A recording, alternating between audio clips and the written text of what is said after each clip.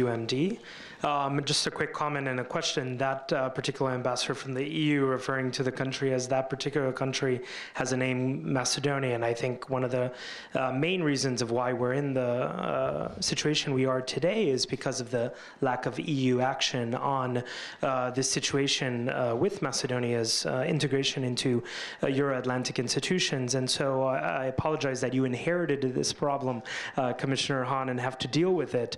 But you were just in Skopje, and so in June you're going to have your foreign ministerial council and presidency. And so are there going to be any decisions to open any chapters, perhaps to give a greater carrot to this country in order to eventually join and see the future instead of looking towards Russia or other areas of the world?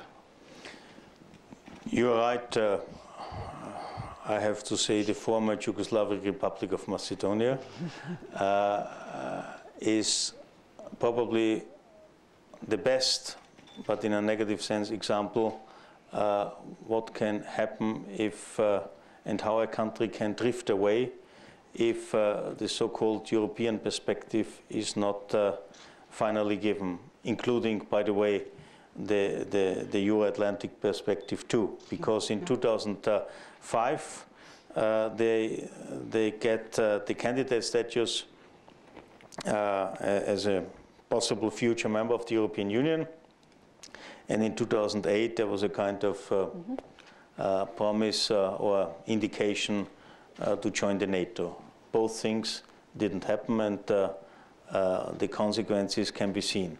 So what is necessary, and this was the reason why I was so engaged, and by the way, not only because I feel it is a moral obligation, but also it's not only about the country itself, it's about the region.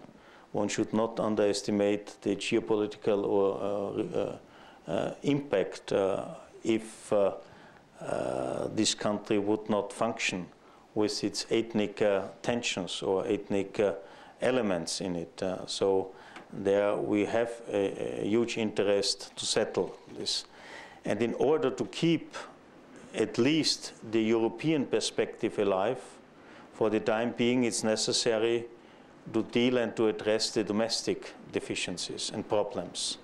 Now we have to speak of a very serious internal crisis, and I hope with the agreement of Tuesday we have met a significant step forward, also because we have offered them, if you like, as a carrot, but as a stick at the same, that we would look into the country and its performance in the area of fundamentals as we would do it if we would negotiate with them.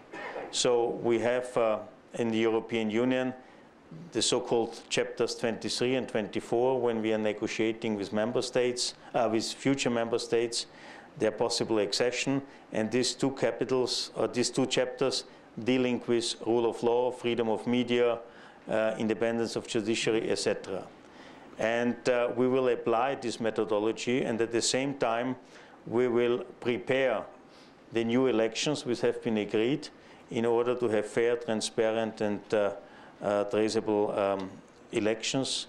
And I hope this can contribute to stabilize the country and to bring it back to the European or the Euro-Atlantic perspective. Thank you. Yes, right here.